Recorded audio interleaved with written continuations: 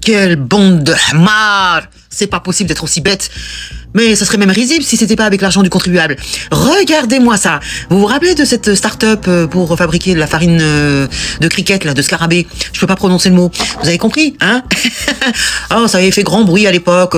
Merveilleux. Ça va fournir de l'emploi. Ouais, sûrement, oui. Mais cette usine a profité de contributions du contribuable. Pas loin de 50 millions d'euros. Écoutez, punaise. C'était censé être une révolution agricole. Tu parles. C'est que des hamar.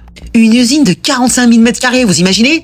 Automatisée, flambant neuve. Ouais, censée produire des dizaines de milliers de tonnes de farine. Ou plutôt de protéines d'insectes, comme si on allait manger ça. C'était pour les humains, mais c'était aussi pour les animaux. Hein, vous allez leur faire bouffer ça. Et ceci par an, hein, chaque année. Produire autant de tonnes de farine de scarabée, de je ne sais quoi encore, de criquet, de... Rien que le nom, j'ai envie de vomir. En tout cas, derrière cette façade high-tech, les chiffres, ils sont pas bons. Et en plus, on ne sait pas vraiment les chiffres réels de la production. Ça reste un secret. Ouais, on sait très bien, en fait. Ils ont vendu combien? D'après les Échos, hein, en 2022, ils auraient vendu que 600 000 euros de vente.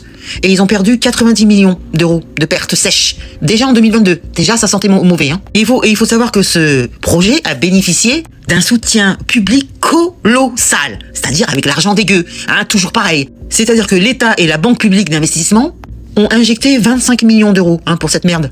Et l'Union européenne a mis quoi? 20 millions. C'est aussi l'argent dégueu, surtout des Français, hein, parce qu'il est deuxième contributeur. Et la métropole d'Amiens, qu'est-ce qu'elle a injecté? 700 000 euros. Donc on n'est pas loin de 50 millions d'euros d'argent du contribuable. Mais c'est pas fini. Il y a d'autres investisseurs qui ont donné de l'argent. Des bandes de hamar. Et combien ils ont eu tout? Comment ils peuvent être dans le rouge aujourd'hui? Ils ont levé pas loin de 600 millions d'euros. Avec les contributions du contribuable, de l'État, de l'Union européenne, de la région, plus les investisseurs. 600 millions d'euros. Et qu'est-ce qu'on apprend?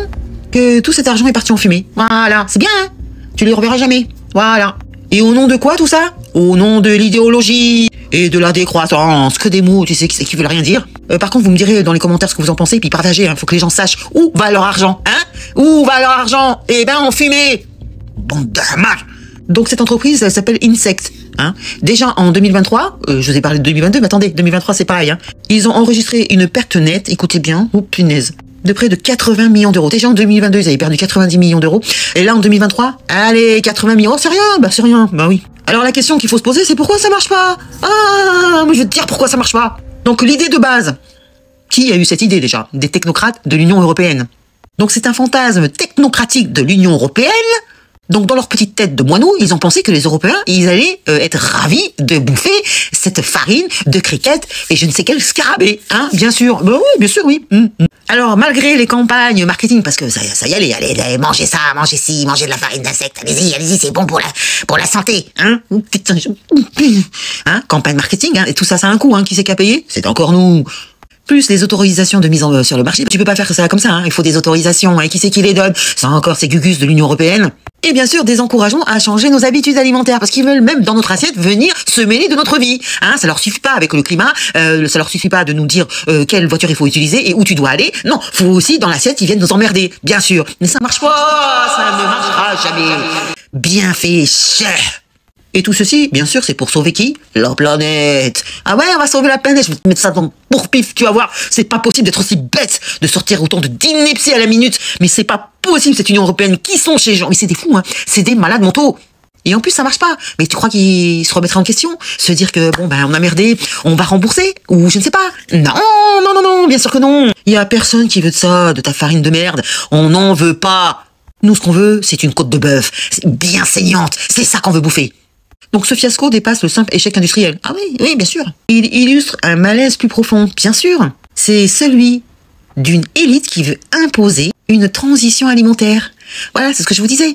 Ils veulent te forcer à manger cette merde, cette daube, hein. Je ne sais pour quelle idée et on ne sait pas. Ça n'a rien à comprendre. Ça n'a pas de sens. Mais dans leur tête de moineaux, leur tête de débiles, eh bien pour eux c'est pour sauver la planète, bien sûr, oui. Mais c'est pas vrai, hein. En plus c'est pas ça, hein. C'est simplement parce que certainement qu'il y a un milliardaire qui a dû dire bon, ce serait bien de mettre ça en place, ça nous coûtera moins cher pour les prochaines années ou décennies, hein.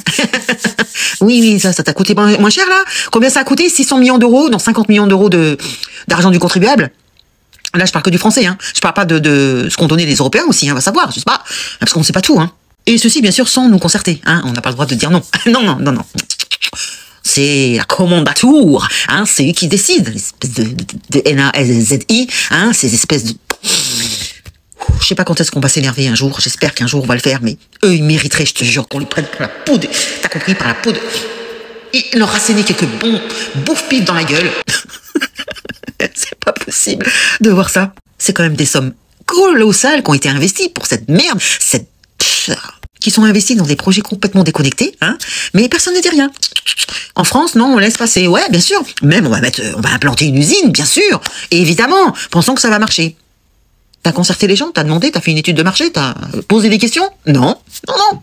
Il y en a un crétin technocrate qui a décidé un truc, il s'est dit, tiens, Eureka, j'ai une merveilleuse idée. Ah ouais, elle est vraiment brillante, ton idée, hein, vraiment. Donc le résultat, c'est quoi? Un rejet massif. Hein? Et puis le gaspillage de l'argent public aussi. Massif. Bravo à von der Leyen, parce que évidemment c'est elle qui est derrière tout ça, hein.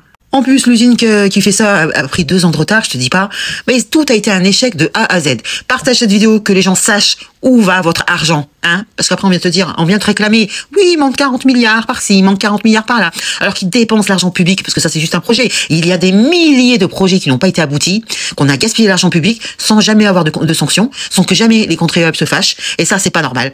En plus, ils nous disent pas, tu sais, ça, dans les médias on l'entend pas trop, hein, ouais, ça fait quelques secondes, c'est tout, hein, mais on n'en parle pas trop, c'est une honte, c'est un scandale. Hein. Et attends, c'est pas fini, c'est qu'ils ont 1 an pour se retourner. Parce que là, pour l'instant, cette usine est placée sous sauvegarde juridique. Donc, elle dispose d'1 année pour trouver de nouveaux partenaires financiers. Qui c'est qui va remettre de l'argent? Ils avaient déjà 600 millions d'euros, ils ont tout dépensé, ils ont tout claqué. Qui c'est quel abruti va mettre de l'argent là-dedans? Personne. Tout ça pour renflouer leur trésorerie. Ouais, c'est ça, ouais. En tout cas, si Annie n'y parvient pas, c'est la banqueroute, c'est terminé. L'usine sera placée en redressement judiciaire, voire en liquidation judiciaire. Allez, partagez cette vidéo, hein, ça vous coûte rien. Et je vous dis à bientôt. Salut les gueux, les gueuses. J'en fais partie. Ciao.